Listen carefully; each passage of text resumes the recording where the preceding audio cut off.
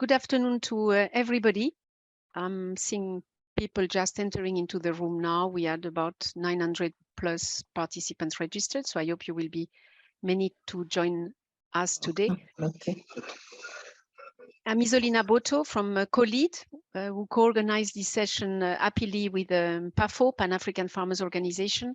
It's our 12th session, online sessions, more or less every 2 months on different topics, always focusing on farmers organization, cooperatives, small and medium enterprises, micro, small and medium enterprises, and other type of businesses, always African businesses and always successful, be at local, regional, or continental level, be on fresh or processed food.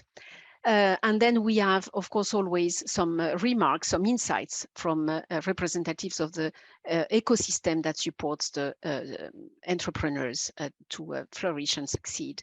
So it's a very exciting topic today, entrepreneurial skills that are developed by successful African SMEs. We all know the importance of SMEs for food and nutrition security in Africa, but also job creation, innovation, and in fine, sustainable food systems. However, we all know that the entrepreneurs face many challenges everywhere, including, of course, in Africa, be financing, infrastructure, lack of connections to market, and of course, lack of certifications and other added value that they could expand their business. Therefore, it's very important to discuss these topics. What type of topics? Today, we wanted, and you would have seen that in the note, we developed entrepreneurial skills. We include from the business skills that you need, the financial, the HR, the leadership, marketing, etc., sales, to the technical ones based on the commodity or the crop you produce, from production to processing and marketing. Of course, we always favor at Colead in a sustainable way. So without a major delay, because we have an exciting panel today, we have 4 companies from Angola, Burkina Faso, Ghana, and Malawi, so quite a representation. That's also is the first time that we will have a Portuguese interpretation as well. Thank you for the support from my management for that. And then we will have the 2 discussants from RUFORUM. I will come back to that, and OPTIMIZ. But before this, I would like to give the floor to our co-organizer, Babafemi OYEWOLE, who is the CEO of the Pan-African Farmers Organization. Thank you for joining us currently in Tokyo, in Japan. And it's late for you, and you just arrived as well, so thank you very much.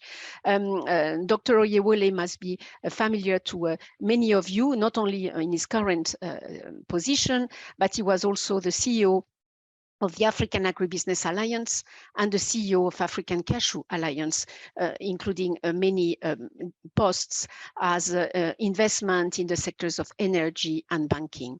So without a major delay, please, Dr. Babafemi, and I also welcome, of course, the DG of Colead, Jeremy KNOPS. You see him on screen. He will give us some insights as well later. Dr. Babafemi. You are muted, please. Down on the left next to the video, you have a little microphone. Yeah. Sorry about that. Thank you very much, Isolina, for the introduction. And I want to also thank Jeremy for joining us today. Dear members of PAFO and COLEAD, dear panelists and discussants, distinguished audience, ladies and gentlemen, good morning, good afternoon, or good evening, depending on which part of the world you are joining us from today. As usual, we are pleased to welcome you all to the 12th session of our innovation series, which happens to be the first of this new year. And I believe that most of us are now well acquainted with our bi-monthly series. But as a reminder, we have an interpretation, as Isolina said, English and French speakers, and I think Portuguese speakers as well. So you make your choice. And as Isolina also has introduced me, I'm the CEO of the Pan-African Farmers Organization. which is the voice of 80 million farmers in Africa. These innovation series are being organized virtually each 2 months in the framework of the existing partnership that we have with the COLEAD to scale up the innovation and showcase the successes of African-led businesses and SMEs.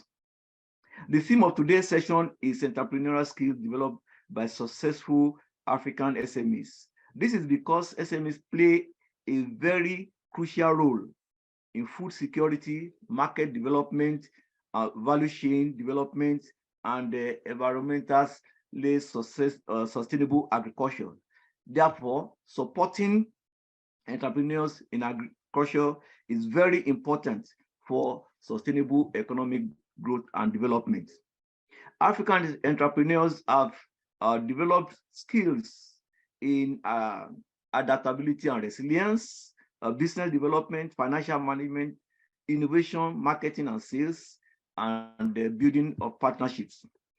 Promoting and scaling up innovation requires technical and financial skills. Therefore, dedicated efforts should be geared towards supporting youth and women entrepreneurs to support employment creation and in the agriculture and the agri-food sectors.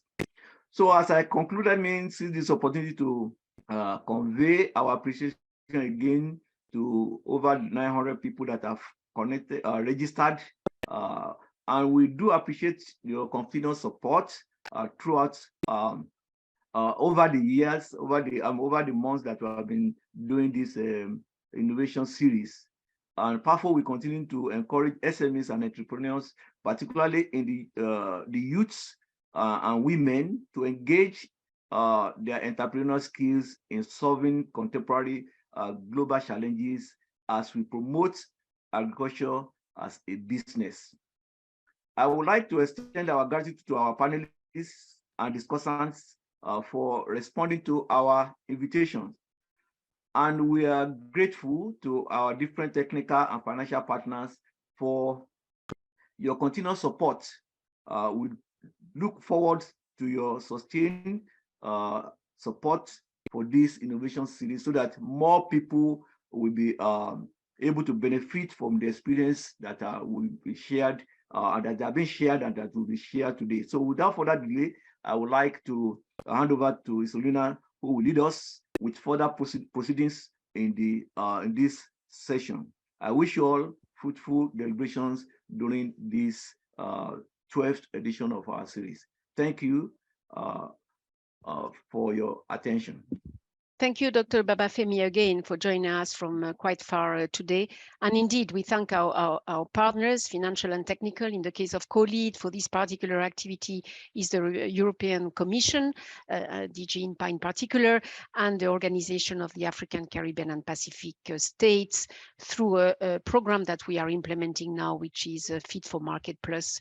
Colleagues will put the link to actually, because we launched it recently, many of you were there, I'm sure, that you can still make applications, for support. And the support, the type of support we provide will be shared by Jeremy. Is very much every part of the entrepreneurship, from understanding markets to capacity development to technical assistance, linkages with research and partnerships. So it will inform us on that, and the opportunities, of course, you will have to join and work with us. And also, thank you very much, Dr. Babafemi, because it has been a very good partnership with PAFO, and is very much aimed at linking smallholders organizations to the entrepreneurs, to the MSMEs world, which is really a focus for COLEAD, and it's working very, very well. So we start the session now with our first speaker. Our first speaker is from Angola. So Portuguese today will be very useful. And thank you very much, Ms. Marlène José, the CEO of FoodCare, for having already promoted widely, this event within the EU communities and EU partners in Angola. Marlène José has a background on international relations and supply chain and markets.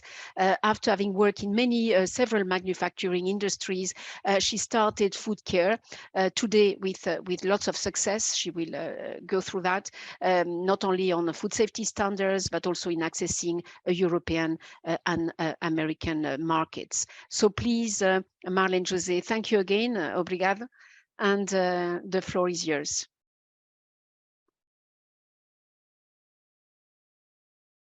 Good morning, everyone. Thank you, Isolina. It's a pleasure to be here. So I'm Marlène. Could you see my, okay. I'm Marlène. We can José. see your PowerPoint. If, yes, perfect. Okay, it's okay? Okay. I'm Marlène José. I'm Angolan. I run FoodCare, is a food processing company based in Luanda, Angola. At FoodCare, we address problems with food insecurity. We lack adequate sanitary conditions to process our local food. And to emphasize, I show you nutritious products full of nutrients, but that are contaminated when they are processing in the public markets. And some of those products goes to the supermarket.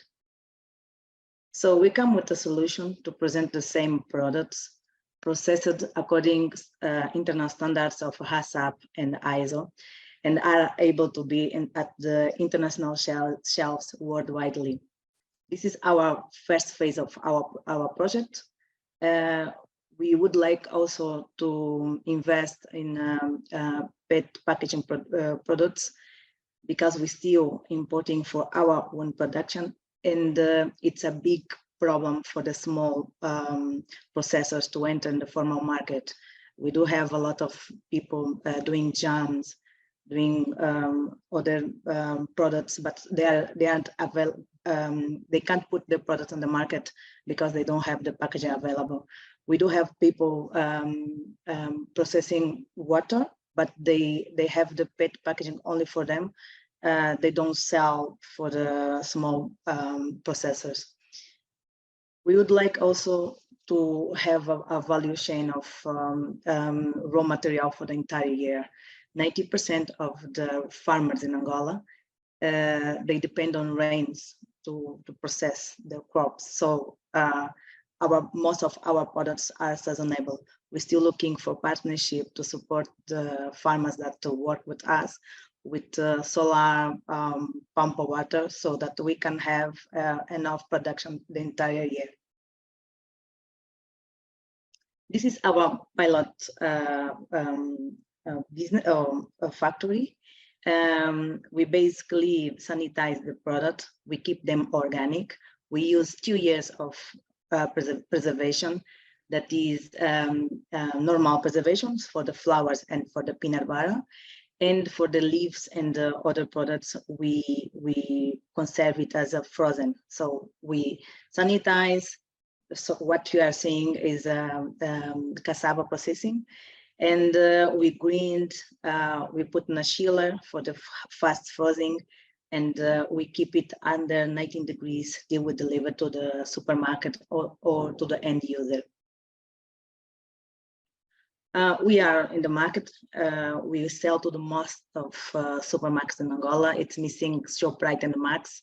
That really makes a big difference in our sales. If you are in Angola, you can buy also online. We make deliveries. We have presence in all social media. We are already distributing to another 4 provinces through KERU hypermarket, is the biggest hypermarket in Angola. And we started our exportation. We right now I'm speaking from Portugal. I've been here for almost 2 weeks. The idea is to look for distributors. If you are one of them, please reach me out at the end. Yeah, because we need and we want to export our products. We already started. So we are certified with HACCP and FDA to export to America. We exist for more than 3 years. We have monthly sales around $10,000, and we have more than 300 clients with 10% of quotation. I would say that our direct competition is still the public market. I hope it comes others, because it's really important that we start to build like environment that everyone's process their food with security. The indirect market is the substitute product. So there is people that would like to eat our national food, but they don't trust on where the food comes from, so they prefer other products available. I would say that our differential is that we invest in innovation, quality, accessibility. At the end is food safety. We have, I like to emphasize always the biggest challenge of that market is the high investment. As you know, in Africa, there is lack of everything.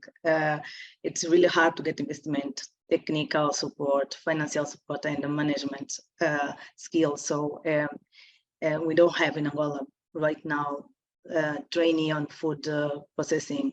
And for me, I think is the biggest challenge that we face. So this is the team. Hamilton Jose is my partner in crime. So he's my partner in the company, in the life. We have Germana Pedro, that is our marketing seller, and marketing designer, and Wizana Pedro, that is our manager of sales. We are 36. We have 11 fixed workers, and we have 25 part-time people that works with us in provinces, people that make sales on supermarket, and workers that come depending of the days of production to help us with leaves. So on 2020, we validate the concept. It was really we started on January, and on March we started having that COVID, but we're still here, luckily for us. In 2022, the idea was to increase the infrastructure, but we were not able yet to get it. But we are selling more, and we start our exportation. We hope to reach the break even in 2024. We are aligned with SDG 2030 with numbers 1, 3, 8, and 12. My takeaways, my lessons as African businesswoman, yeah, you need to plan, and execution is the key. Although I know it's really difficult to stick with the plan, it's really difficult, but we must try it. Master of craft, consistency and patience, mentoring, engage and empower. It's impossible to do ourselves all the job alone. We need to empower, we need to bring people on board. Physical and mental exercise. It's a lot of stress daily. If we don't do that, or we die trying, or we can't be successful. Continuous learning and innovation. World is changing a lot. We need to keep learning every day. And I like when I come to Europe, because I'm always learning. I always found new information. It is really good. Be able to adapt and adjust. Have extra motivation and resilience. Please be faithful. Otherwise, you can't reach where you want. And be accountable. I believe that we can have a lot of problems to be accountable, but you must be. Find people to help you to be accountable, please. And thank you. Thank you so much, Colead. Thank you for calling me for that presentation. Thank you so much, Marlène, for the very interesting presentation, indeed, and a very, very good summary already on the skills needed. Thank you also for the many sessions you attended before. I didn't know that. And this is a message as well. I know many entrepreneurs are amongst the participants that register. Of course, you only need to look at the chat to realize that. And that, of course, please reach us. Axel will put the email. You can contact us too. And if you want to present and you are a successful entrepreneur, please come and share with us like Marlène has done. And thank you very much. I see the people from Argentina and from the Caribbean and from many other countries, very early in the Caribbean, by the way. So thank you very much. Without a major delay, until I know if Mr. DIOMA is ready, I will give the floor now to Marian Thompson, Managing Director of Biotropical Products Company in Ghana. So we go to West Africa. She has been an entrepreneur for the last 3 decades in the hospitality, travel, and tourism industry. For the last 5 years, she has got really involved with passion into the agri-entrepreneurship world, committed to really train and develop the next generation of leaders, especially youth, as Babafemi was saying, and females. You will notice that we have many women presenting in our sessions, and we want to have more participants as well. And then she's actively now involved in the agribusiness sector. She will really share with us the responsibilities she has on growth strategies and social impact. And now she works as well. I will be interested, and I'm sure Pafo as well, because Pafo did a study on that, on the African continental free trade area. And now the farmers, smallholders and MSMEs could reach those markets. And I know you are very much passionate about facilitating that role. So without a major delay, please, Marian, the floor is yours. Thank you.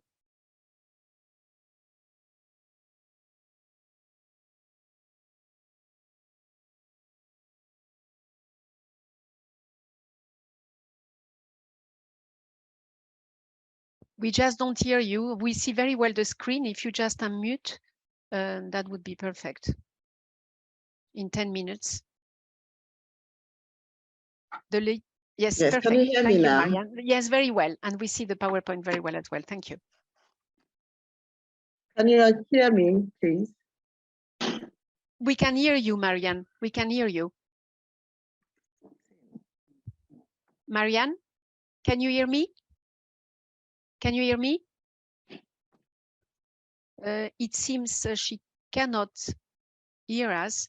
So if she can be contacted bilaterally, perhaps we can go to the next speaker and come back to Marian.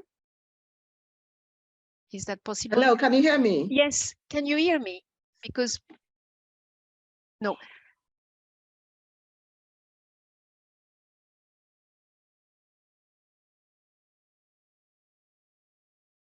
Mr. DIOMA, are you ready, or are you having trouble with your computer? Can we cut Marianne's microphone, mute her, because she doesn't seem to hear us? And we're going to give the floor to Mr. DIOMA. Marlène, you cannot hear us, so... So, Mr. DIOMA, thank you very much. You are in Burkina Faso since 2015. You've been at the head of UPROMABIO with a board of director for fair trade and sustainable mango. You have more than 20 years experience in the production, processing and marketing of organic fair trade dried mango and dried hibiscus flowers. Given the added value, this is extremely productive, and I'm not diminishing the value of fresh produce. You also have a certain interest for the environmental dimension, quality control of exports, and this is indeed one of your specific point of interest. So, Mr. DIOMA, you have the floor, and you have exactly 10 minutes. Since you were having computer problems, are you sharing your screen, or is Axel helping you? So Axel is going to share your screen for you. So thank you very much, and we give you the floor. So can you hear me all right? Yes, we hear you loud and clear, sir. So after these words of presentation, I will tell you that I will present the mango in this area. There are 42 producers who are men and one lady who produce fresh mango, but also dried hibiscus flowers, and they are certified by EcoCert, and it's also HACCP and Fair Trade and EcoCert. So this is who we are, and we've been active since 2015, but the company was created in 2009. We actually created another structure, and as of 2015, the company was transformed so that it could export.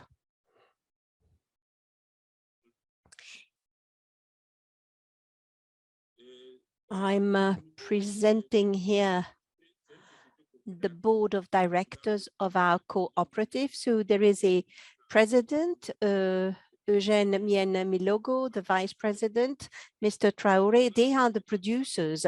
And then on the right-hand side, you have Etienne Christian DIOMA. It's myself speaking. You also have the financial manager and the agricultural technician. The three of us are also part of the cooperative. Now, regarding the processing, so we dry mango, and we used to have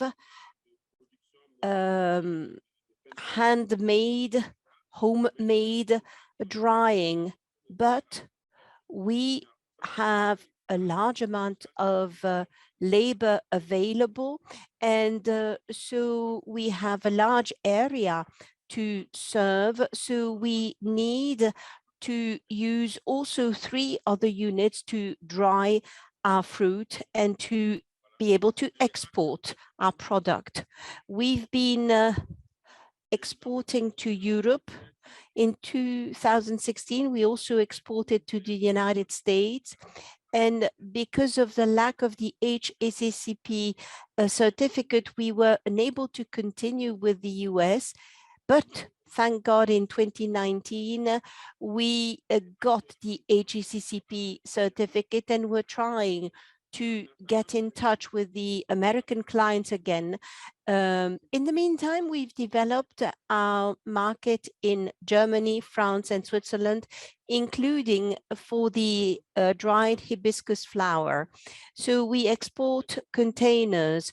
You can see here in 2020, but the largest amount was exported in 2016, 53 tons. After that, we were no longer able to export that much. You see, between 25 and 36 tons. In 2023, I expect the tonnage to go up, and obviously the turnover is going to increase as well, based on the activity of the last 3 years. Now, what are the challenges that we are facing? Well, first of all, climate change events, of course, have a major impact on production. And it's very difficult for us to really manage or have proper control of the period of production. It finishes around April, and sometimes we lack the fruit to be dried. And so we need to find other solutions, and we encourage organic production. We also want to move from homemade, semi-artisanal processes of drying to a more modern drying system. But of course, we need to have the financial means to do it. We also wish to diversify the processing. We want to now process mango into mango puree, but we needed to have proper packaging to be able to export that product, mango puree. We aim at diversifying our client base also by focusing on the national and sub-regional market. We generally have a better understanding of the regional market than our own internal market, strangely enough. So that's it. In a few words, what I wanted to present to you, and I hope I was able to stick to the 10 minutes that you had given me, and I thank you for your attention. Thank you very much, Mr. DIOMA. A very interesting presentation. So a question, where is the packaging coming from? It's imported from France. Okay, thank you. So Marian, I think you were hearing us now. Marian?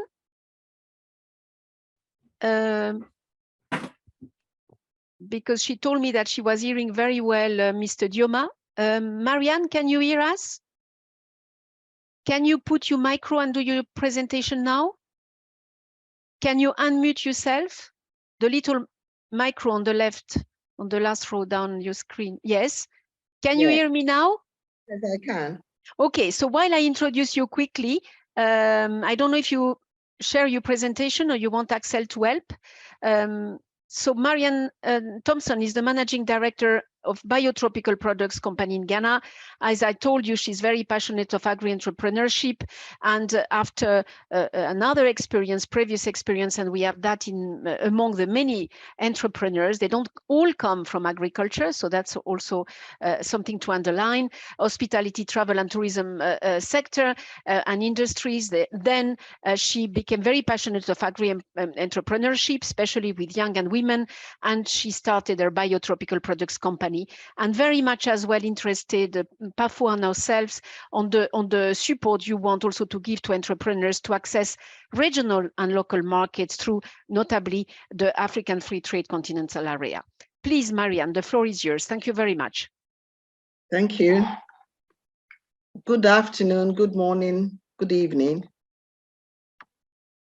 Biotropical Products Company was established in 1984 as an agricultural enterprise.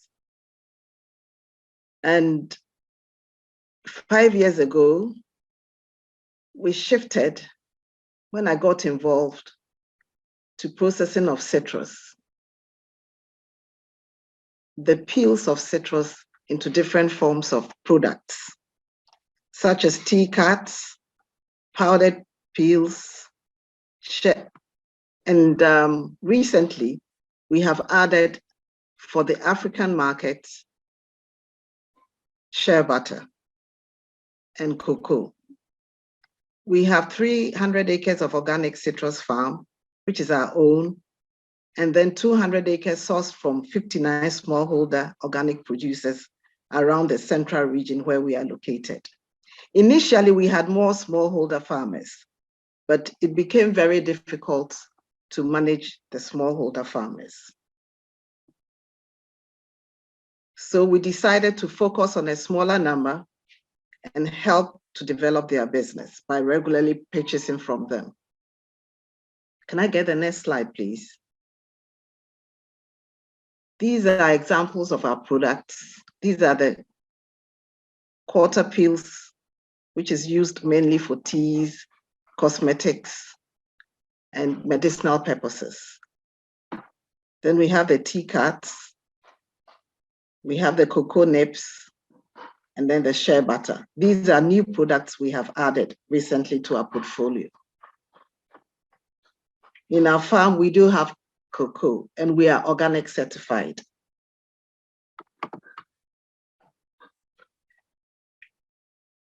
We had to fast track our business when I took over to certifications.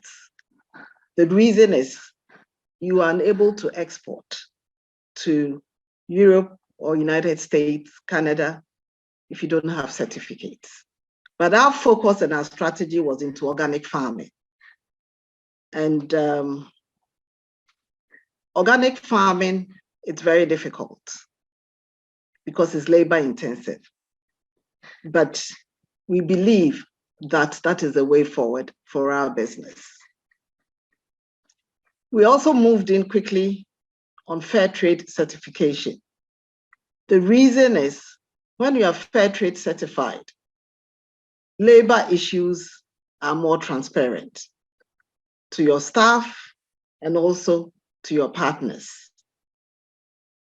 Currently, we are in the process of obtaining HACCP, but I'll come back to the challenges of obtaining HACCP.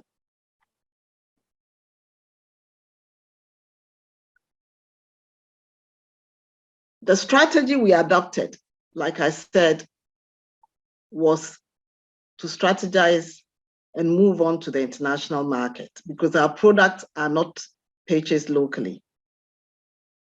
Luckily enough, through persistence, we got GIZ to be involved in our business for the past 5 years. And I would always advise fellow entrepreneurs to focus on working within organizations that can help develop your business and yourself.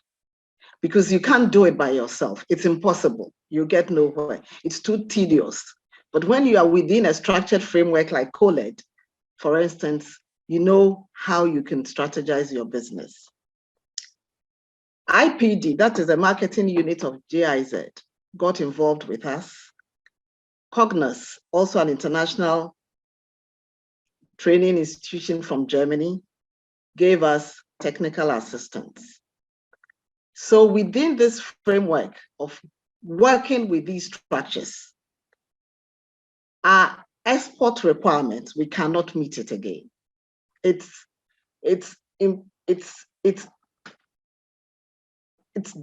What I'll say, it's like a miracle.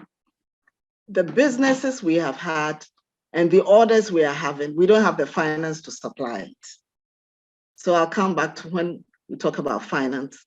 But at the end of the day, without the finance, we can never meet our orders. Can we move to the next slide? Our challenges. The youth around us, including the educational institutions, which are probably like 10 miles radius, there are a couple of them. Their youth don't want agriculture, but the agricultural colleges.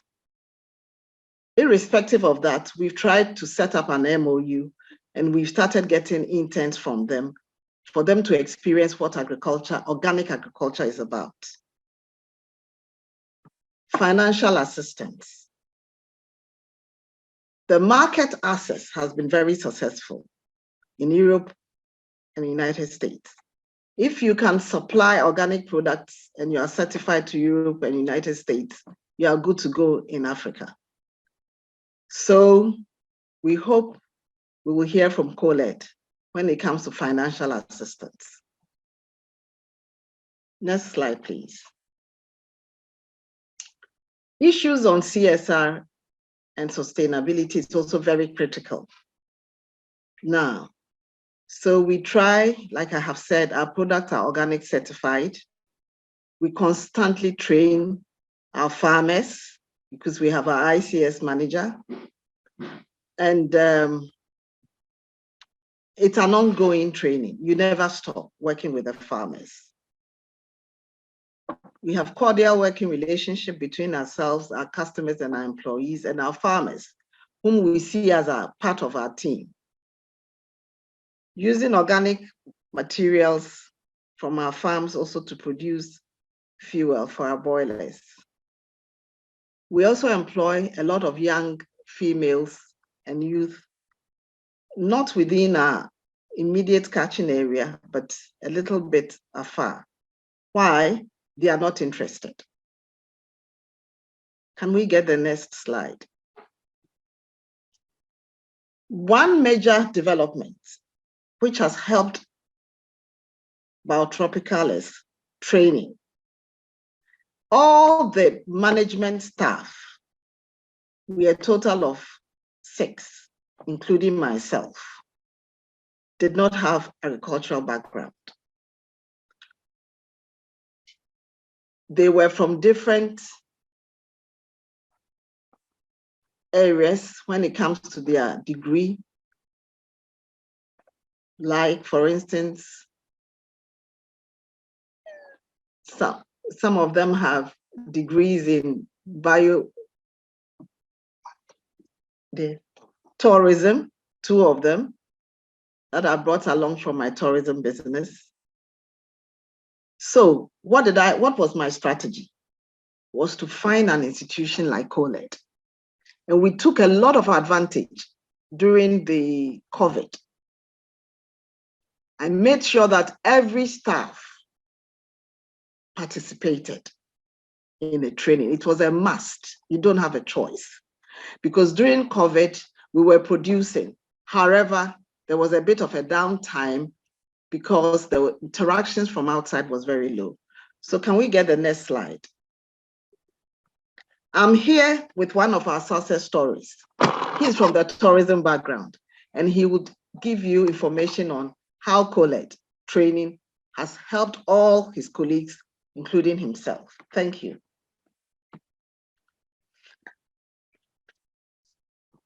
Good afternoon, good evening, good morning from wherever you are in the part of the world. My name is Pafo Colead. I am an ICS manager working for Tropical Product Company Limited. Rightly said by my MD, we have taken advantage of the COVID era to train ourselves for a lot of the technical trainings given by COLEAD ACP, now COLEAD.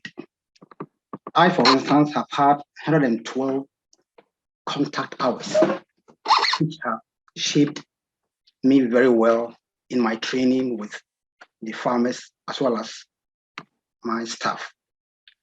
I have had training in sustainable management of biodiversity, crop protection, sustainable waste management, internal training unit design, internal inspection, and solid waste management.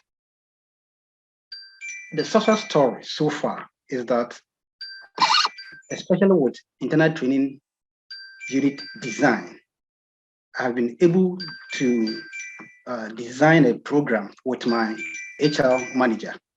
So when we are going to train our farmers and staff, we put the right resources, we select the right place, and then we use materials that are catchy enough to attract their attention and to get their participation. And by so doing, we have been able to change the perspective of the farmers who, until then, were not managing their farms very well, especially with crop protection. Now they are being able to increase their yield.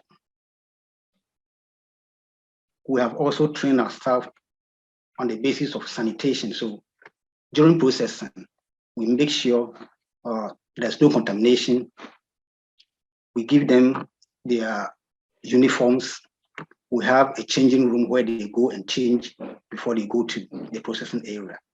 So basically, this is how myself and my colleagues have gained support from COLEAD with respect to our trainings and work. Thank you very much. So I'll just come in with after, which I mentioned. In 1 minute, yes, Marian, go ahead. After is now a new focus with our share butter products. And the strategy is to be part of after in Ghana. There are a lot of training opportunities which is being offered to companies who want to export to after. When you start, you should never get it wrong. It has to be right. So you need to do a lot of research. And our research taught us we should join after. So we are continuously training, just like we managed to train our staff to enter the European and United States markets. Thank you. Thank you so much, Marian. And thank you to your colleague. That was a surprise to me. Thank you for the kind words to Colead, which was also a surprise to me. It wasn't arranged, so thank you very much for that. I say hello to my colleagues from GIZ that you benefited from as well. We work with all these partners, GIZ, ITC, our colleagues from the UN and elsewhere to enhance the entrepreneurship capacities. As you said yourself, and many of the speakers before you, nobody is strong enough to do on its own. So we always have to develop partnerships and to go for any opportunity with any organization possible. Thank you so much. For the audience, before we get to the last speaker in this session, the last SME, I would like to tell you, first of all, thank you very much to more people than join, including from the Pacific. Thank you very much, and more from the Caribbean. The questions, you can pose your questions on the chat, please, because we will not open for the floor. We are too many to speak all together. I don't see actually any question. I only see almost business offers, which is very good. But if you have questions for any of those, please take the opportunity now. And at the end, we come back to ask you questions to the panelists. So we proceed now with a last presenter in this panel, Fanny GONDWE, Executive Director of Perisha Agro and Packaging Enterprise in Malawi. You are very also passionate. You are in the sector of eco-inclusive agribusiness enterprises with a focus very important and very also close to our work, improving the nutritional status of women and children under 5. We had a dedicated innovation session to that, so really improving, of course, through business development, the nutrition of more vulnerable groups, and it's critical because we shouldn't left anybody behind. So your company promotes the growing and consumption of bio-fortified foods, including orange flesh, sweet potato, orange maize, etc., beans and cassava. You are a multi, Fanny, like many others, several awards recipient in agribusiness from very of them, and you are one of the top 50 African business heroes in one of the competition. In the detailed biodata, you will find all this information. It has been shared before, and if not, it can be shared again. So please, Fanny, if you can put the full screen and do your presentation. I'm not sure if you share yourself or Axel has to help you, and you have 10 minutes. We should keep on time. Fanny? Hello. Yes. Thank you so much for joining us from Malawi this time. Yes. Go ahead. And if you can put just the full screen, if it's possible, if you... Yeah, I'm looking for that. Where is the full screen? Is the down when you see comments, the third on your, the fourth on your right, when you see a screen before the volume. I'm seeing it in your screen actually.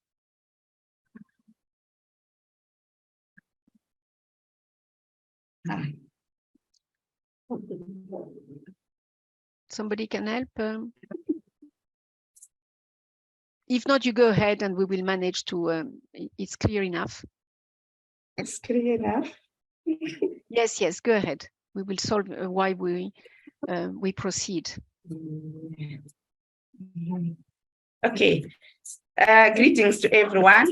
I'm Fanny GONDWE. I'm the founder and executive director for Perisha Agro and Packaging Enterprise. We are based in Lilongwe, Malawi.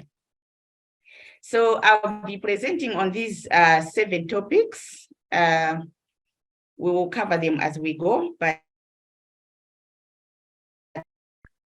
yeah, so talking about Perisha Agro, we are a registered business in Malawi, and we are also certified by the Malawi Bureau of Standards.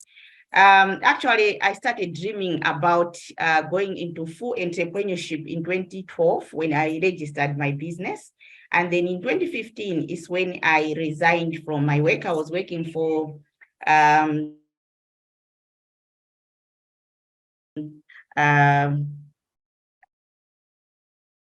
Center for Agriculture, Agroforestry. So in 2015 is when I started full-time entrepreneurship.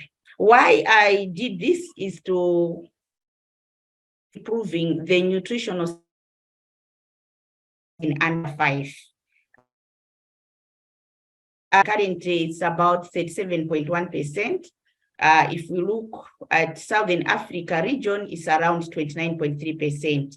So we need to work together to fight malnutrition or stunting. So we are focusing on biofortified food products. Biofortified, we are talking of natural, and these are the locally produced products by the farmers in the communities. So we are into orange fresh sweet potato, orange maize, beans, and we also do cassava, soya, and rice. But the biofortified are the 3 ones: orange fresh sweet potato, orange maize, and Noah beans. So we work with farmers in our business model. We do contract farming. So we actually, we distribute the inputs like the seeds to farmers on contract, and then they produce the raw material, we buy back and process our products.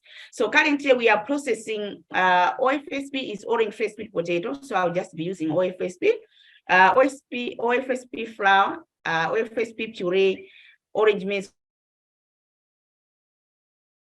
flour, high quality cassava, which is called kondol in our language, soya and rice flours, poultry feed. Orange fresh sweet potato flour is packaged like this. This is how we package our orange fresh sweet potato flour. Orange maize, some of the products, this is like 2 kgs orange maize flour, and many more other products that we process. So to do this, we are a team of 14. I'm the ED. We have Pafo GONDWE. He's my son. He's my second born, but he's our full-time employee since 2017. He has a degree in education. I hold MBA, and then we have Georgina Chagunda. She's a food scientist. She has a degree, and then we also have we employ interns also, and also the technicians like the in the factory, and then also the other support staff. But we also hire more than 300 seasonal workers each year to support us, because we also have farms, about 150 hectares. We are not cultivating it fully, but half of it. So from 2016, when we just started our business, in 2016 to 2018, we were only into primary agriculture, where we were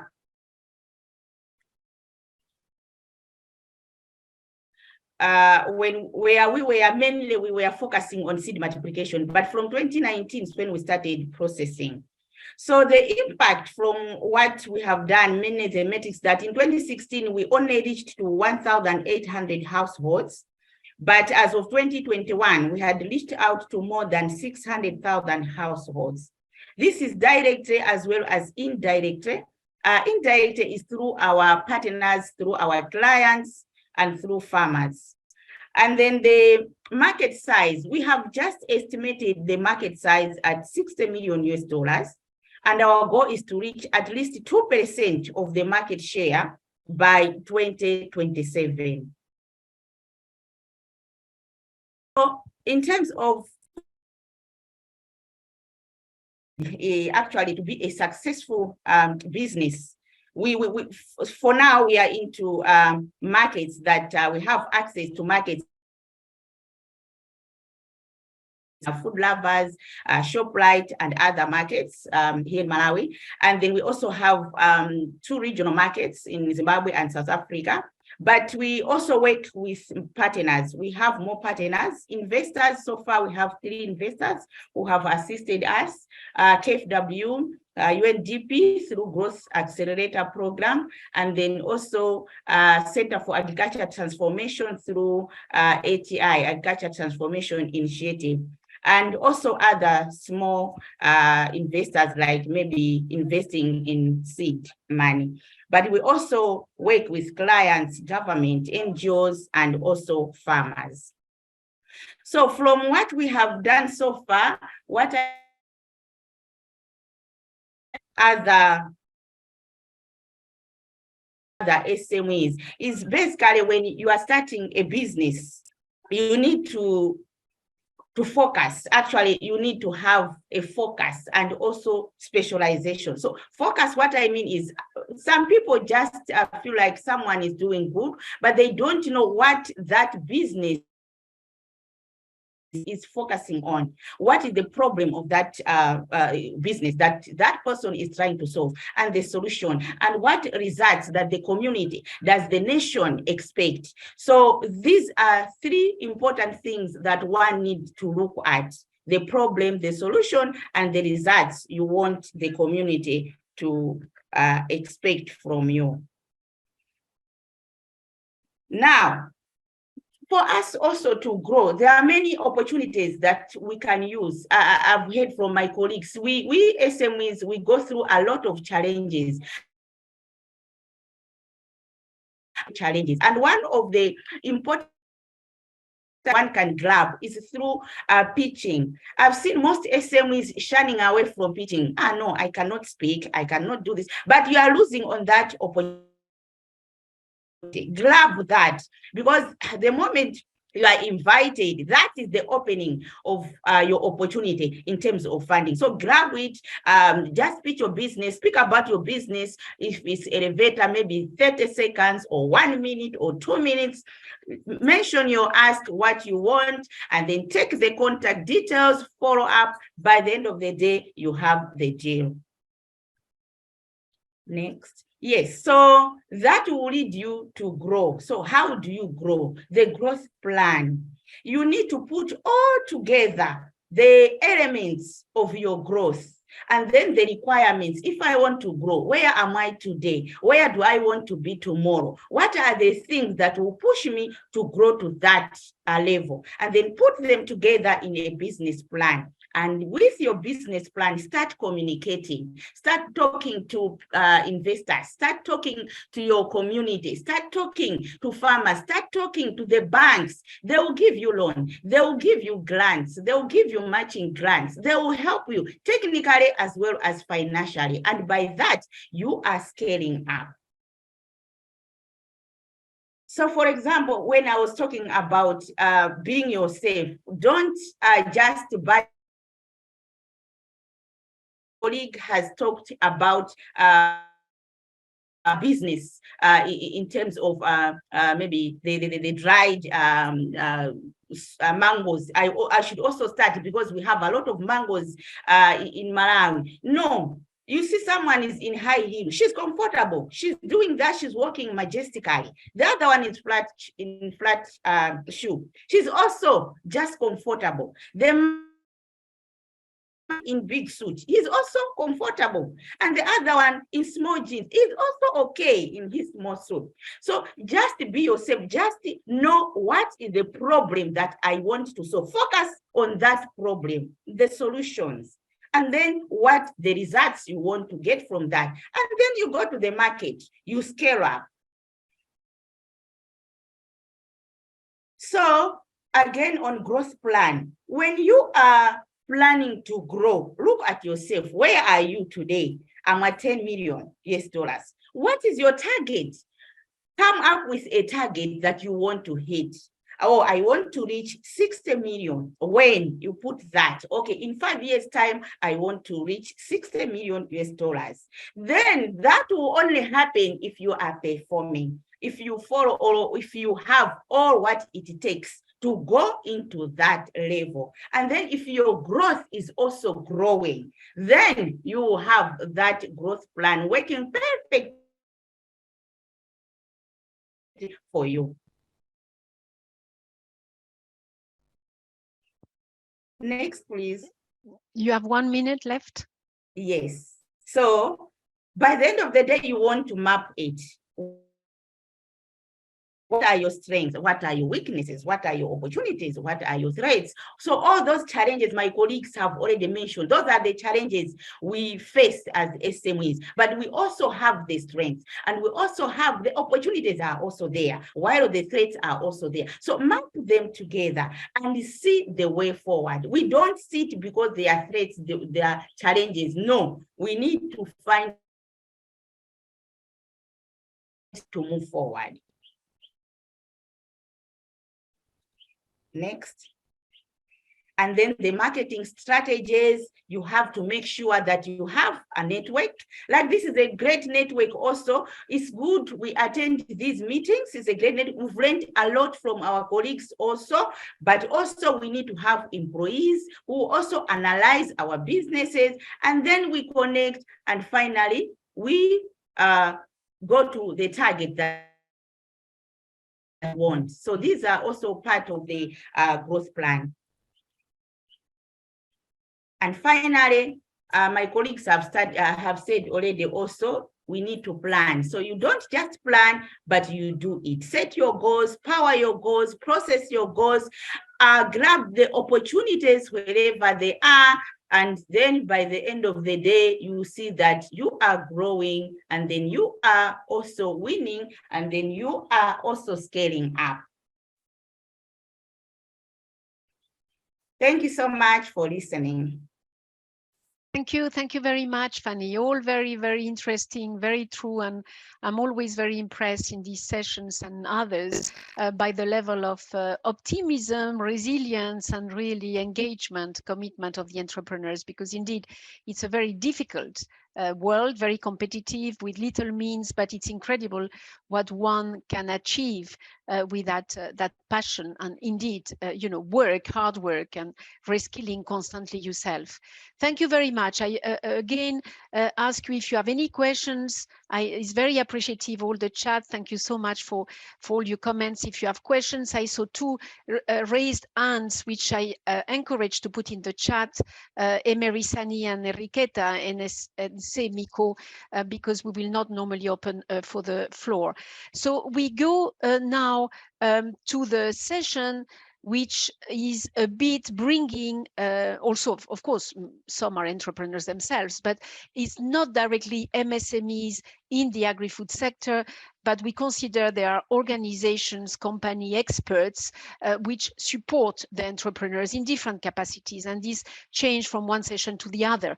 It can be research, it can be policy, it can be financing, it depends.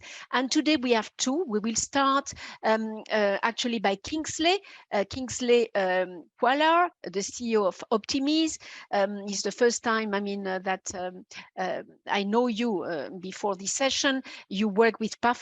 I hope that we will work together as well. You are an entrepreneur that comes from, of course, the idea of improving the food industry for growers and exporters. And with a background in shipping and insurance, you founded Still Fresh in 2016 to help African growers and exporters, food exporters, to be more profitable by processing the claims and risk and developing that risk management part. You are now in different parts. I think today yourself you are in Germany, but you have presence in London, Buenos Aires, and Johannesburg, and you really want to change the way traders operate by providing them facilities in the platform that you will explain to us now. So thank you very much, Kingsley, and the floor is yours.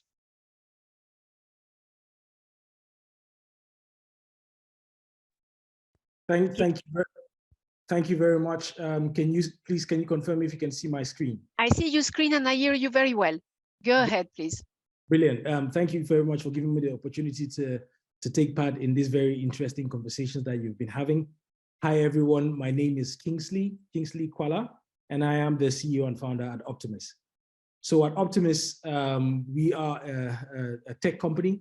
We are working with food exporters or food international traders from across the world. My interest particularly is the African continent, and we are looking at how food exporters from Africa can profitably export their goods to Europe. For those of you who have been exporting, whether to Europe or other parts of the world, you may have experienced at one point in time that as you ship, sometimes the buyer says the container has arrived with damage, and so they need you to give them 10% discount or 20% discount, and then sometimes you even lose the entire container. Understanding that the margins for the business when you export to foreign countries, the margins can be very small. It makes it very important, therefore, for you to pay attention to how you're shipping your goods to ensure that you have the best returns on your efforts. So today we want to look at how we can combat food loss in transit through process digitization. Many of you who are in here today may be aware that according to the Food and Agricultural Organization, up to 14% worth about $128 billion of food and vegetable is damaged in transit. That is from when it is harvested to when it gets to the shelves of the shops. And unfortunately, when this happens, you as the exporters are suffering the most part of this loss, because if you want to claim against the shipping line, the burden is on you to prove it. If you have insurance, then the cost of your premiums go up. If you don't have insurance, then you basically have to support all of the losses that you've experienced. Now, the reason why these losses occurs is largely down to human error. So either someone somewhere has done something that they ought not to do, or they fail to do something that they were supposed to do. What we see in the market is it comes down to 3 to 4 areas. So one, there is poor or no data capture. So when there's damage to cargo, the first thing that your buyer or the shipping line would ask you is, can you prove to me the quality of your produce at origin? If you don't capture this data correctly, you may be forced to get on board an external surveyor, which is going to cost you additional amounts of money. So the first thing is poor or no data capture. Then we also see a lot of problems coming from the containers themselves. So either the temperature was not set correctly, or maybe during the transit, the container malfunctioned. There's also the handling of the product. So if you're using the wrong type of packaging, or if your palletization is not good enough to sustain a maritime venture, then it is likelier that your cargo is going to arrive at its final destination with damage. The fourth one is poor communication, whether it is internally or externally, whether it is communicating with your buyers or communicating with the shipping lines or communicating with your own team as well. So all of these things put together contribute significantly to the losses that we are seeing at different stages in the supply chain. So I guess the big question then is, how can you stop losing money and wasting time? Wasting time because if you were to manage a claim, it currently takes 3 to 6 months in most cases, and in exceptional cases, it could go up to a year for your claim to be resolved, and sometimes you don't even get a payment back. So how do you solve this problem? And what we do at OPTIMIZ is digitization of internal processes. And what do we mean by this? So on my screen, you will see various points at which you as an exporter would get in contact with the product or the produce that you're exporting to a foreign country. So from your warehouse, so after harvest, you get to your warehouse. How do you handle it in your warehouse? From your warehouse, how do you package it, palletize it, and then stuff it in a container, up until when the container is sealed and then handed over to the first carrier. So digitization of this process then is being able to capture digitally evidence of what you have done physically in your warehouses. So if you're packing your containers, then you want to capture a photograph of the boxes, or maybe a photograph of the pallet. You want to take a short video of you sealing the container, or perhaps of you closing the container doors. And then eventually you want to take a photograph of when the sealed container has been handed over to the first carrier. And why is this relevant? This is relevant because in the event of a claim, when a shipping line asks you, how did you prove the condition of your cargo at origin, then you already have all the structured data to prove the handling of your cargo. At OPTIMIZ, we are using technology to make this simpler for you. We are using technology to make it cost effective. And how do we do this? We do this by use of a mobile application and a dashboard. So on the left-hand side, you see a mobile application that has been pre-designed to help guide you, even your own internal team, as to what they need to do from step to step. Let's take, for example, if you're exporting citrus. From harvest, you take it to your pack house. In your pack house, you want to wash it, you want to maybe cool it, then maybe you want to put in boxes, and so on and so forth. So if you were to use the application that we have built, you give it to your employees within your warehouse, then they will be able to know exactly what to do at what time and capture the relevant information which is necessary for your own internal quality control, but also in case there's damage. And all of the captured information is then displayed onto your dashboard, the dashboard which you see on your right-hand side. This dashboard then captures information such as the time, the date when the activity was taken, but it also captures the weather condition where you are. The reason why we are capturing the weather condition is because often the quality of perishable products is a function of both temperature and time. So how long has it taken to transit from one country to the other, and what was the temperature, both the ambient but also the temperature within the container, and that is why we are capturing all this information for you. I would just like to wrap up my presentation by talking to you about a use case that we had in Ghana. This was an exporter of bananas from Ghana to Italy. And this particular exporter had been experiencing significant losses by way of damage in transit, but also rejections from their buyers based in Italy. So when they got in touch with us, we set them up. We set up their inspection process right from the farm to their pack house. And also we set up a process for their buyer in Italy to be able to collect and share information back to the exporter. The reason why we did this is twofold. One, it helps the exporter first to be organized from their own perspective. It helps them to be able to communicate conveniently, not only with the sellers, but also with the quality bodies around the world to say, look, this is the process that we are going through, and this is the process that we are taking, and we are confident that we are handling this food in the way that is expected of us. Then two, from the buyer's perspective, they can now also be able to collect and share information with their buyer, with their seller or supplier in real time.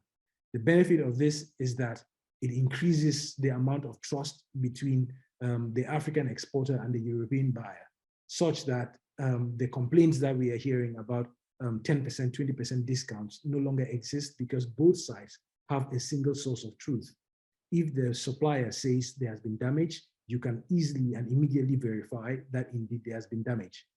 So my take home for the exporters who are here with us today is that as you seek to reach new markets, you have to understand that claims or damage in transit is an integral part of perishable business. If you're exporting to other countries around the world, this is your reality. At one point in time, you're going to experience it. And the best thing for you to do is to be able to prepare for these eventualities before they occur. Because if they occur before you start preparing, then you have already lost. So for anyone who would like to know more about this, my information is on the screen. I'll put my LinkedIn on the chat as well. And so please do get in touch. And thank you once more to our colleagues at PAFO and COLEAD for giving us the opportunity to share with you. And I wish you all the best of luck as you trade with the rest of the world. Thank you very much, Kingsley, and thank you very much to Pafo for connecting us. You already have questions actually in the chat, the countries you operate, if you use blockchain, etc. So monitor a bit the chat, and we will get back to you in the Q&A a bit more session. And I again put in the chat, Elkana, I see Elkana raise hand, please write it. We cannot open for the floor, it will be in the form of chat. So now we close with the latest, apart of course, Jeremy Knobs from our side, but the latest panelist in the ecosystem support, which also I have to say like very much is RUFORUM. We work with them in other projects we have at COLEAD, and many of you will know, and if you don't know, you also have to discover them. The RUFORUM is the Regional Universities Forum for Capacity Building in Agriculture, established in 2004, and a consortium of 147 universities in Eastern, Central, Northern, Western, and Southern Africa, so basically all the continent. Extremely useful. One of the areas we always try as well to push is connecting with research and the university part, because and today is more needed than ever in an area of skills development. And we have the privilege to have Professor Anthony EGERU, who is the manager for training and community development at RUFORUM. You are based in Uganda. You have worked in projects funded by the MasterCard Foundation. Actually, I know them from my previous life. Excellent organization as well on skills development. And you really are focused on strengthening the contribution that organizations like yours can do on the skills development part. And again, like many other speakers, focusing as well on sometimes disadvantaged groups like youth and others. So you have also served as a grants manager at RUFORUM, so you know very well also the part related to the funding side, which is a key one. So thank you very much for being with us. I know that you are traveling as well, so it's not always easy to come online. So please, Professor, if you can give us in maximum 10 minutes, if possible less, some insights from a RUFORUM perspective. Yeah, thank you very much. I don't, just to confirm, can you hear me? I can hear you very well, and I see as well, not in full screen, though, the PowerPoint presentation, and alert us if you want help from our side. Yeah, thank you. Is it now on full screen? Yes, it is now. Thank you very much, Prof. All right. Thank you very much. I greet all the participants in this session. I am actually on travel. I'm right now at Egerton University in Kenya, so where I'm doing some work on a couple of things that we are doing together as part of the Transforming University Education. So I'm just going to share with you basically that RUFORUM network that was created around the 3 cooking stones, basically, that we need to work together. But the story I'm going to share with you is part of the work that we have been doing around intentional entrepreneurial and skills development ecosystem that is important to getting young people to create their own jobs, but also to support rural level within the rural communities, especially for within and for the youth and among the youth populations. So RUFORUM was created in 2004 with basically these 3 key underpinning intentions, advocacy platform for transforming universities for relevance. And then the issue around rationalizing resource use and enhancing the economies of scale and scope, basically underpinning the fact that there were different universities at different levels and different levels of endowment. And this continues to cut across the continent, even up to today. And then providing a platform for training quality graduates to support development processes and development outcomes across the continent. Now, these 3 underpinning intentions of RUFORUM at creation in 2004 have since then not changed as yet, because the development processes still requires these kind of things, and our universities still need to continue to change. Now, we have grown in 2004, it was just 10 universities across 10 universities from 5 countries. We had now operating with 163 universities across 40 African countries, both in terms of Eastern, South, Central, North, and West Africa.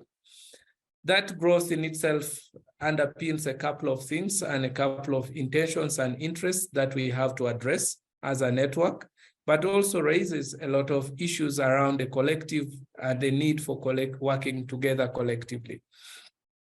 Now, allow me just to share with you what we have been doing, what we have been doing around intentional entrepreneurial and skills development ecosystem has largely been mapped around what we call the 49 variables of interactions, but also really that this is where we need to intervene, that we need to have a conducive culture, funding, skills transfer, mentorship, markets, infrastructure and resources, and the issues of employment. Altogether, these are to guide around the local businesses, non-profit organizations. We have educational institutions, agencies, different actors in terms of donors, strategic partners, as well as the local administration in terms of local government. When you look at all these are different stakeholders that definitely play these different roles. The local government, the local businesses, non-profit organizations, educational institutions, agencies, donors, strategic partners, all these are key stakeholders. So when we are dealing with the issues around intentionality and intentional entrepreneurial ecosystem, we have to recognize these kind of things when we are particularly engaging the young person. At what point and who do we need to get on board in order to support this young person to develop? So in this case, there are 7 prominent and essential role players at each with different range of functions. And those different range of functions lead us to this different kind of outplay, that we need these different functions to basically exist and coexist in order to allow these things to be able for us to achieve an ecosystem that enables and develops young people. If we are to achieve that, we then need to put all this together because these different actors provide different benefits and support to young people. So that gives us that the 7 role players have different 7 functions. And so that gives us different 49 possible permutations that we often have to deal with. So when what basically I'm trying to raise is that when we are dealing with these things of entrepreneurial ecosystem, we need to understand and appreciate that it's a complex jigs. And this complex jigs needs that we need to constantly think and know that you can't succeed by simply saying that you're going to target only one issue, that you're going to provide financing. You can provide all the money that you need for investment, and then once you are not addressing the other component parts, then your money will just go down the drain without success. So you need to ensure that we deal with all these different facets to ensure that, for example, in conducive culture, there are issues of policy and legislation, governance and co-ownership and accountability, issues of collective discontent with the status quo, but issues of enabling leadership and social norms.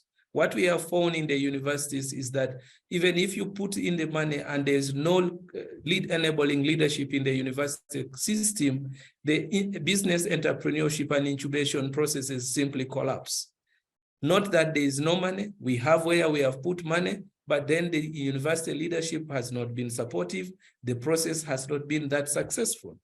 But where the university has been very committed and leadership is in, there's a lot more success and young people have created functional and viable businesses. In terms of funding, you need to look at different portfolios, venture capital loans, bursaries and grants, finance, stipend, investments, CSI spend. All these are different sources that we try to explore and link young people towards. There are issues of skills and skills transfer, the issues of entrepreneurial mindset attributes, business skills, employability and workplace readiness, technology skills, vocational and artisanal skills, which we have particularly focused on that particular area. We are dealing it particularly for the youth, the out-of-school youth skills development program. We created a specific program for the out-of-school youth in order to intervene at community level to create rural-based enterprises that deliver both income but also jobs for the young people. There is a need to focus on mentorship because it's key. Business advisors, life coaching, workplace orientation and placements, and all these are key and critical for ensuring and creating success at different frontiers of the progression for entrepreneurship. We recognize issues of markets, local market size, distribution channels, supply chains. Kingsley has just talked about distribution and supply chains issues. These are very critical issues. At one point, a young person who is dealing with dairy didn't understand and didn't deal properly with his supply chain. And then most of the milk and yields from his small factory were getting spoiled.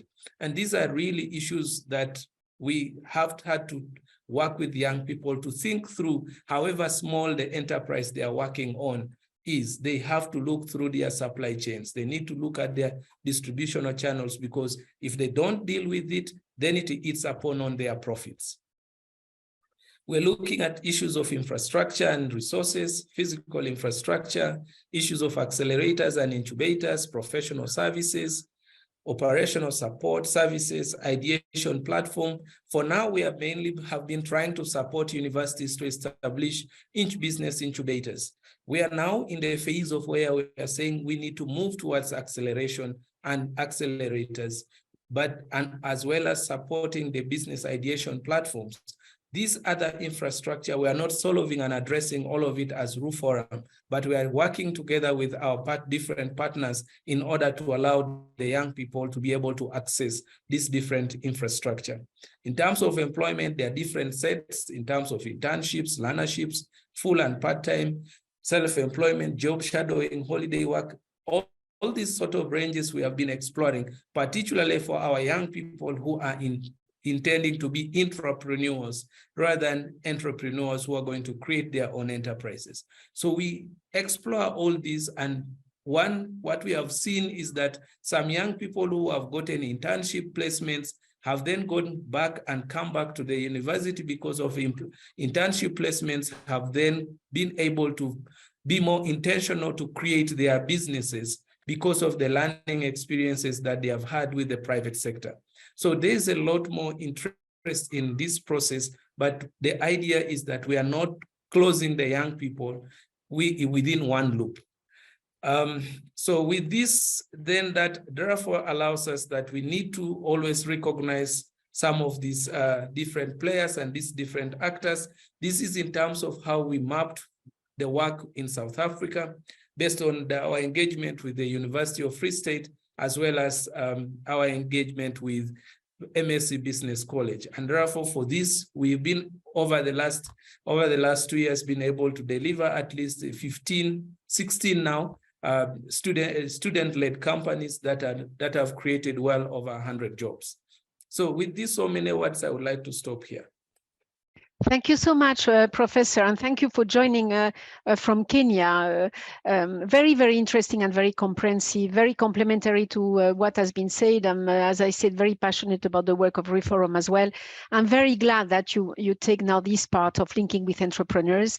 There is that missing part in very much from universities and research between what is done at research level and what is done for a long time at entrepreneur level in countries. So I'm very glad each time I see those linkages strengthen. I really hope that we can work together to expand that and accelerate, as you say. That's the term now. We see in all the sessions and from partners as well that there are many entrepreneurs that have made it despite difficulties and with lots of investment, but there is that acceleration that has to be supported, and it implies a few of us working together as well.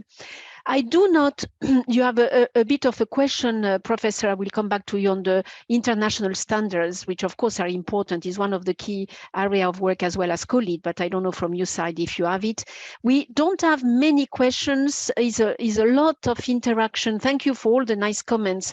Again, a lot of interaction on going forward. So I will give to you the floor again by order of speaking today, if you want to add anything from what has been said by others, other speakers, and some of the comments in the chat. As questions, I have more for Mr. DIOMA. quelles sont les solutions pour le contrôle de la mouche des fruits qui affectent les productions de la mangue. This is also something Colead has worked a lot. Et le processus de compostage de matériaux recyclés. There is also in the QA a comment that which was also raised to us by Pafo, that the networking is key for this audience, and they would like that the participants to the webinar can be formed or can be supported in a group, WhatsApp or in any other format. And this is just to say, perhaps Jeremy can come back to that, but it's something certainly that we have been discussing between Pafo and COLEAD, because there is so much more to share beyond, the sessions we have online. I see already actually an answer on the standards. So unless there are pressing questions from somebody in the audience that couldn't post the comment for technical reasons, in which case you raise your hand if there is one or two. If not, as I said, we go back to the speakers. In 2 minutes, if you want to add anything more than what you have said. Marlène, could you start, please?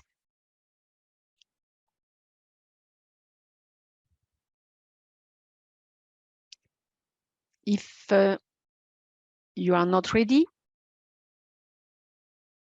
we go.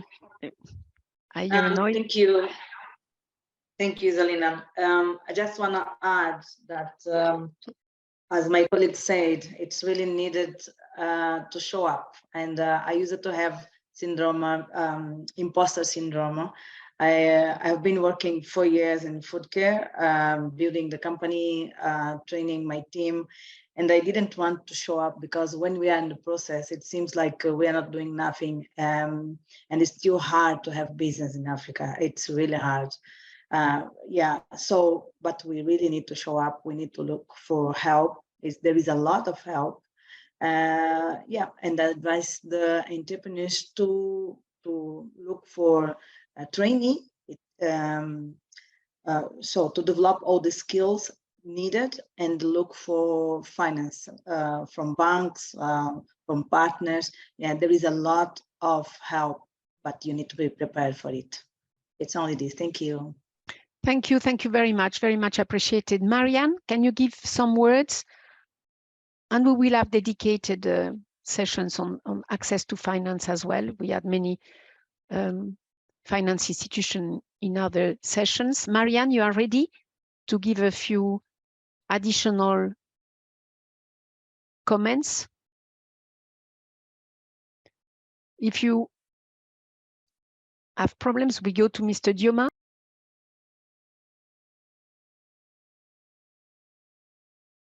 Mr. DIOMA, can you hear us? Yes. Do you have anything else that you wish to add to what was said, possibly by other panelists? Do you have comments to what was said in the chat by way of conclusion? Actually, I could have a look, but I did not know there weren't questions. There were lots of proposals and words of appreciation, but if you want to add something, otherwise we can simply continue and give the floor to Jeremy or to the speakers from Pafo. No, I simply wanted to thank you. I was listening to the other contributions, and it's true that I did follow some of the things that were said about the entrepreneurial attitude. I know Marian, we know each other, and sometimes when we export mango from Burkina, sometimes we are surprised because we seem to know the regional market better than the local market. And so we took it the other way around. Maybe we should go back to what should have been our natural market. But, you know, sometimes you do it the other way around. Thank you very much. And I seize this opportunity that Biotropical and the other companies have been receiving help from COLEAD. So the companies that speak here are not necessarily those that already have contact with COLEAD or PAFO, but those who want to access our services and our assistance are most welcome, and you can contact us. Fanny, do you want to add anything from your side?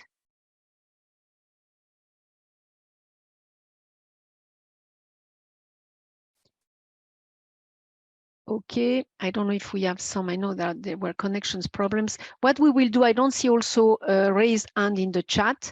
So in the interest of time, I can come back to you anyway, because what Jeremy is going to say, which I don't know, but I'm sure it's complementary to everything that has been said this morning, and our colleague, we support all entrepreneurs. So please, Jeremy, perhaps if you don't mind coming now. No problem. Thank you very much, Isolina, and good morning, good afternoon, good evening to all of you. I'd like to start, of course, by thanking the panelists for their time and for sharing these inspiring insights. I would like to thank, of course, all participants and Pafo, as it's the 12th session we're organizing together. I'm going to try not to be too long, because in essence, I think everything or a lot has been said. As a brief reminder, COLEAD, so we are a committee linking entrepreneurship, agriculture, and development. Our name changed in January because we wanted to define ourselves more by what we were doing instead of where we were doing it. We're a non-profit private sector association, so our members, for the most part, are MSMEs across Africa, the Caribbean, and other parts of the world, producing, commercializing agri-food products. Some of them have a direct interest in exporting these products to the EU, but it is not a condition, of course, to enter the organization. Our mission today is defined by supporting any activity that will further enable the agricultural sector to contribute to sustainable development goals. That's our big framework. And our vision is encapsulated by two words: growing people. Today's session, of course, is at the heart of our work, what keeps us awake at nights. We firmly believe that as an organization, the angle we're taking, and that we have been taking during this past couple of years of trying to really focus on the human capital side, is where we have to continue to focus our efforts on. Of course, it does not bring the solutions to everything, to all the challenges, in order to fully enable the agri-food sector to develop a new, more sustainable, inclusive model.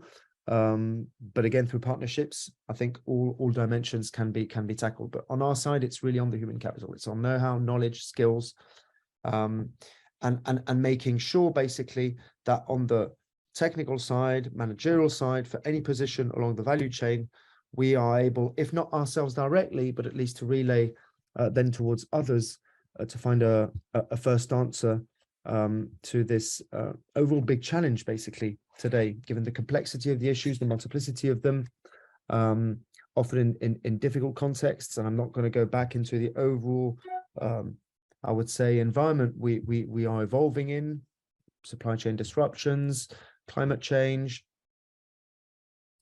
an overall more volatile and unstable environment. But this key focus on skills, of course, resonates. And by reflecting upon, of course, some of the stories and inspiring cases today, I was really reflecting on these two dimensions. And of course, and it was said during, and it was mentioned during the introduction by Isolina, when we're looking at skills, what we call skills, of course, we have a range of technical and managerial, and we know how to arrange them. And of course, everything is needed. Well, when it comes to entrepreneurship, what we've noticed from our modest experience, of course, is that because it's about skills, it's also about mindset. And there were a couple of extremely powerful words, I believe, that have been shared. The agility,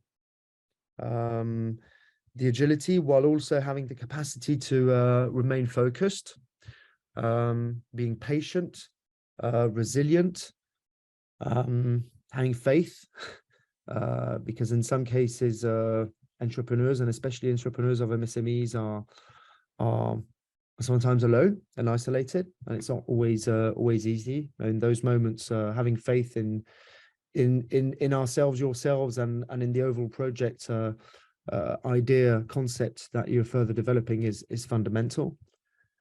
Also believe that it's about seeing opportunities where others see challenges.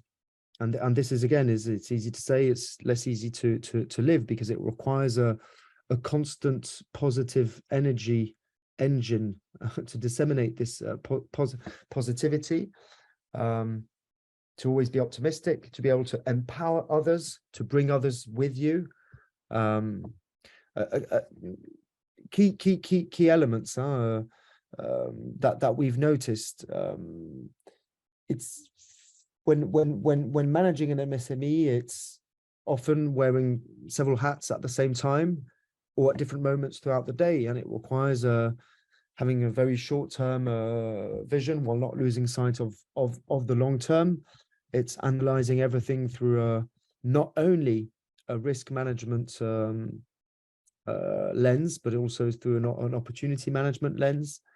At the end of the day, it requires a whole set of skills and a very particular mindset, we believe today, to be able to succeed. It's hard work, it takes time, but it's of course possible, as demonstrated by the stories today, by many other inspiring stories that we've heard throughout the session so far and beyond. An important dimension, of course, where we believe we can further contribute to work upon beyond the resources that we're trying to make available. And please contact us. I shared also the link of our e-learning platform. It's open access. You just need to register. All our resources are available. I mean, and some of them don't even require a registration. So please don't hesitate, from ourselves, but from others as well. What I wanted to further mention, of course, is the importance of networks.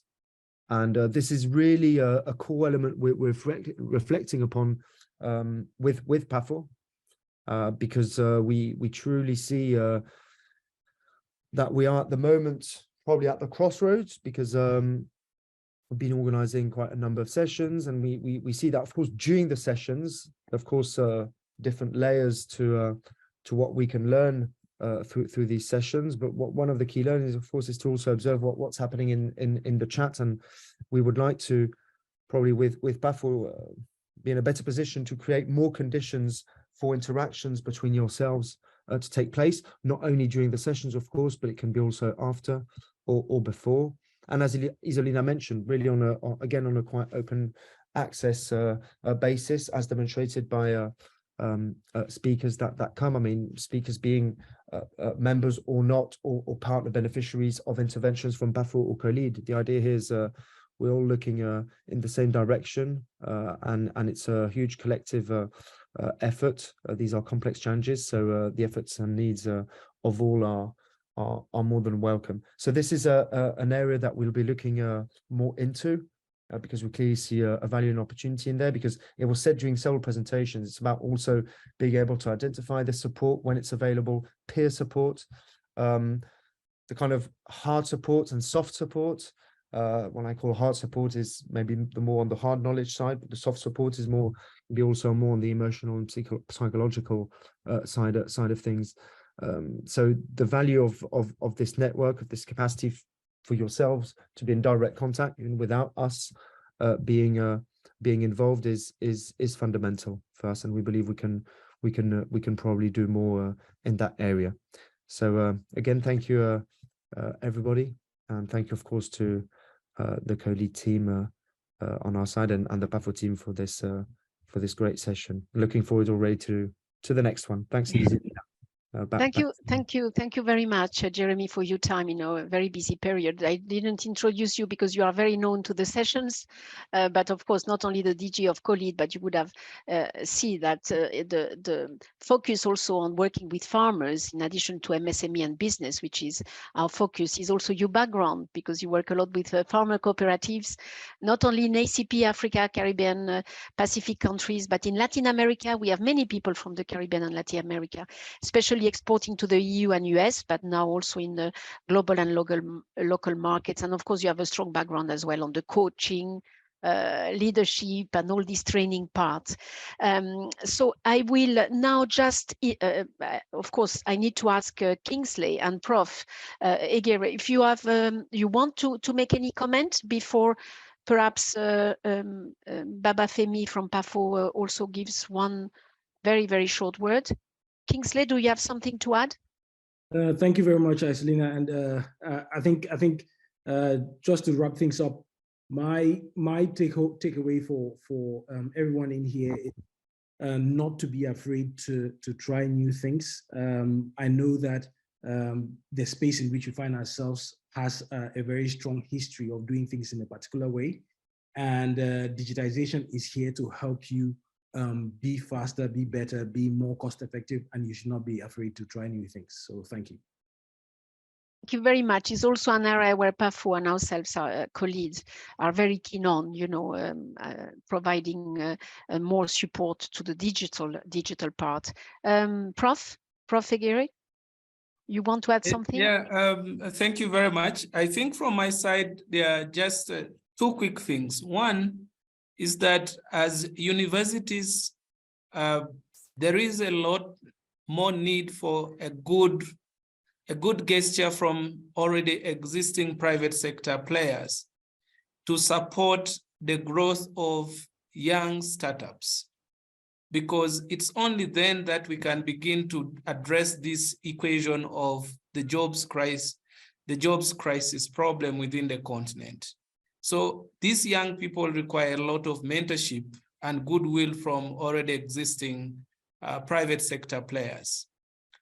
The second issue is we need to continue to have the positive vibe. It is possible. And even our universities that people have often described that it is easier to move one corpse from one cemetery to the other than to transform our university. I think it is possible for us to transform universities through incremental changes. And that requires that we work together. Private sector players that are here, please do take interest on what is happening in the university campuses. Because when the young people from the university get out, they come to your companies. And so if you are greatly involved, you then begin to reduce the costs of training and retraining them as they transition to the world of work with you. So we really require and appeal your strong engagement to create this vibrant ecosystem for entrepreneurship.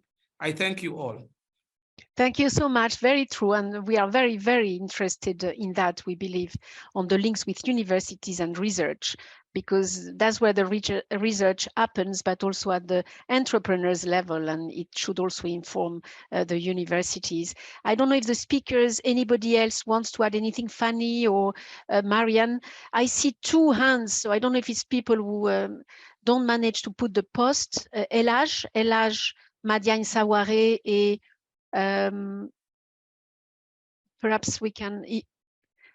Monsieur Elage Madiagne, vous n'arrivez pas à mettre dans le poste, vous voulez, et Jasper Yao, vous voulez qu'on ouvre le micro? Gaëtan, on arrive à ouvrir le... avant que Monsieur Babafemi, oui, parle.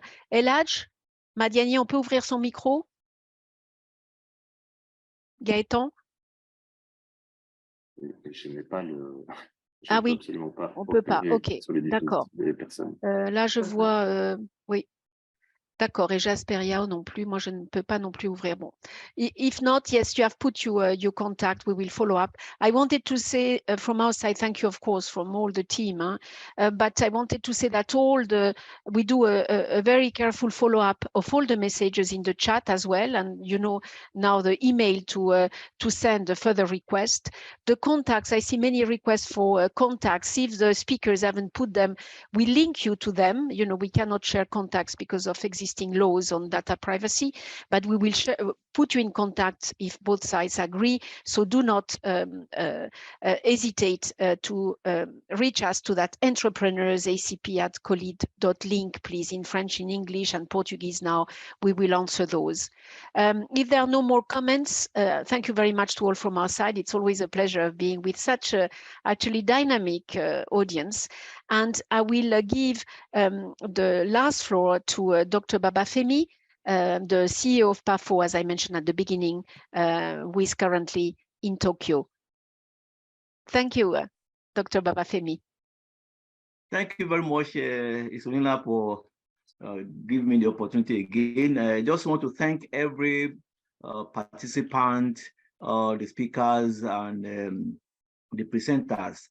We really appreciate your support for this series. And also, as Jeremy has said, we need to continue to discuss outside this forum, because that is what we look for, so that there will be networking.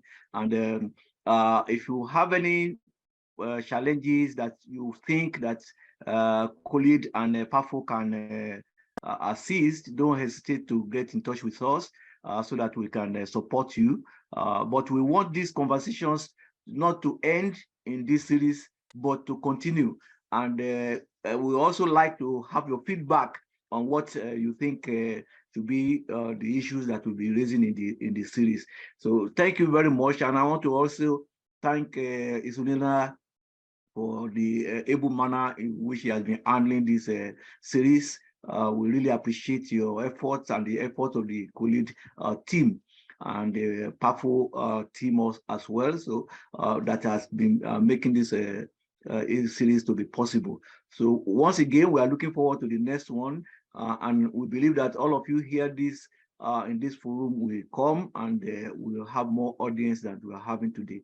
Thank you to everybody.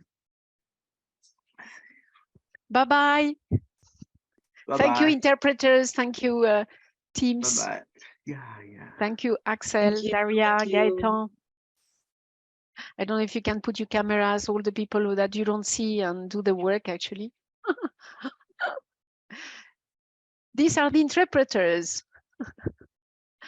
Gaëtan. We appreciate you, please. Thank you. Gaëtan is the one of the Zoom meetings that you never see and does the work. Thank Axel? you. Axel, who shares all the PowerPoint. Voilà. And Daria. Well done, all of you. And the team, of course, of PAFO that are also in the background. Bye to all. Bye-bye. See you soon. See you.